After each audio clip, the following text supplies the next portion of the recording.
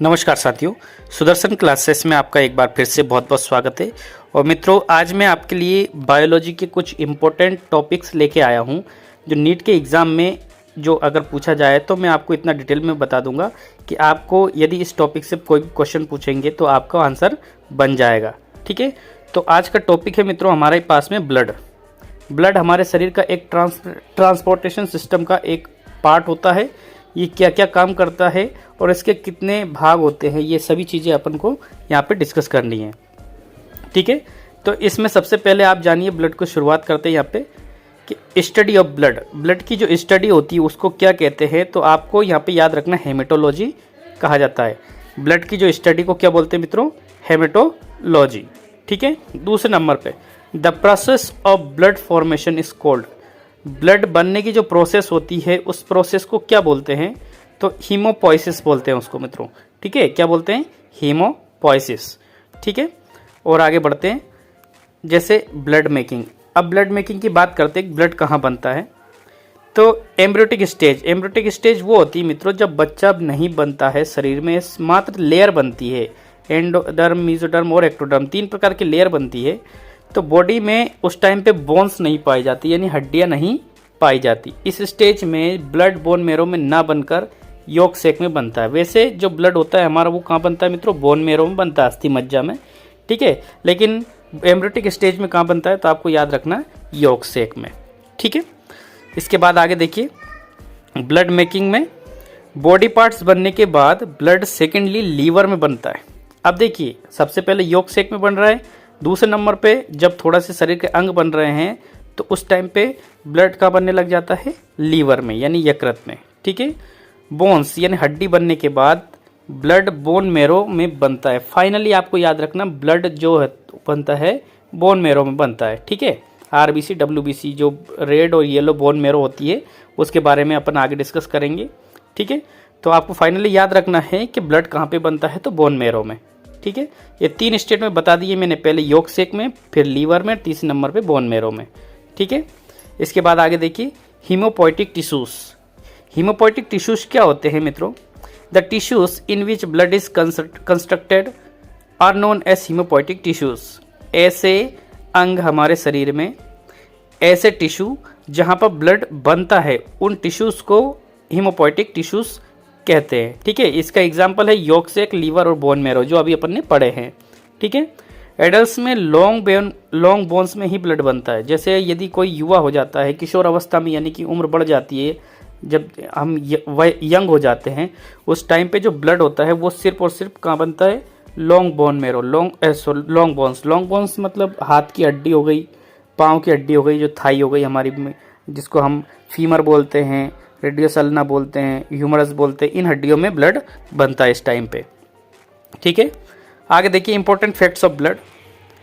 The amount of blood लगभग कितना होता है हमारे शरीर में? तो आपको 5 to 6 लीटर्स याद रखना है, 5 से 6 लीटर। ठीक है, बिल्कुल किशोर अवस्था की बता रहा हूँ।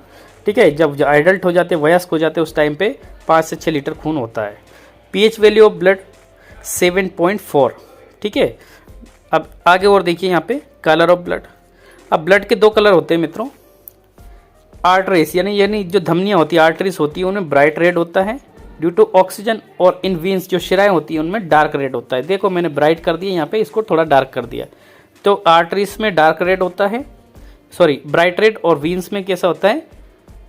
डार्क रेड है। ठीक है, इसके बाद आगे देखिए कंपोनेंट्स ऑफ ब्लड।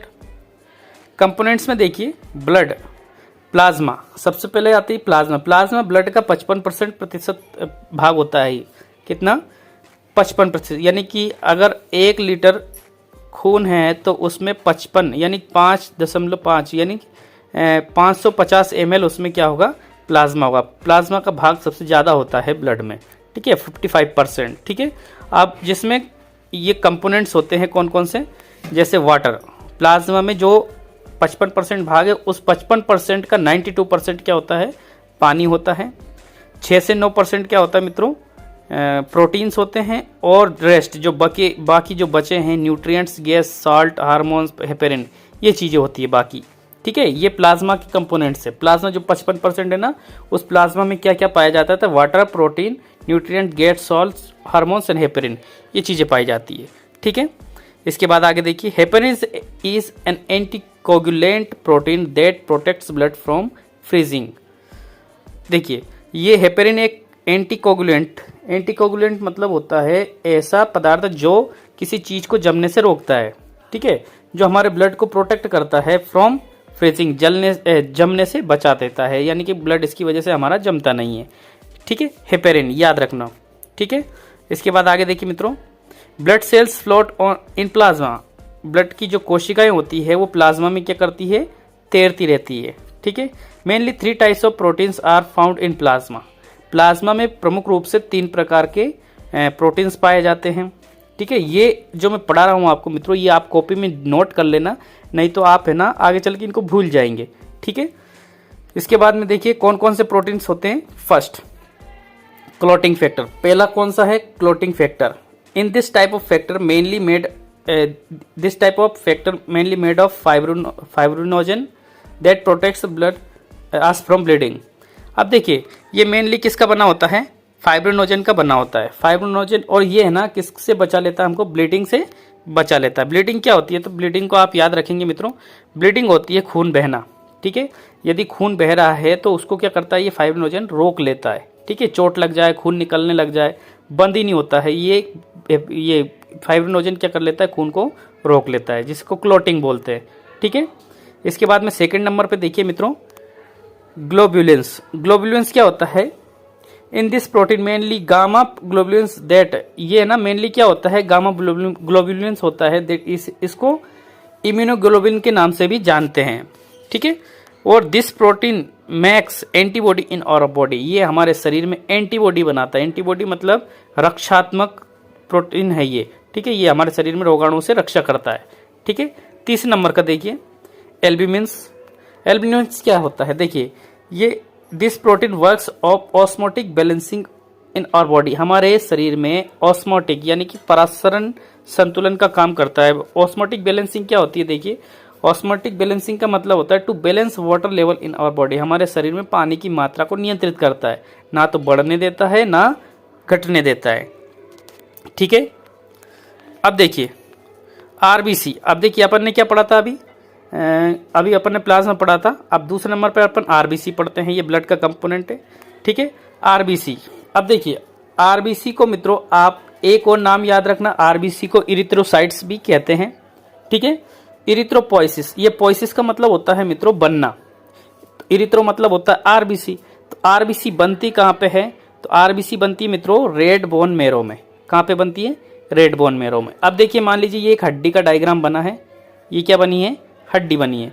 ये हड्डी में दो तरफ, ये दोनों तरफ जो होती है 2 प्रकार की बोन मेरो होती है, आर बी यानी कि रेड बोन मेरो जो अगल बगल होती है, बीच में जो होती है वो पीले रंग की होती है, येलो।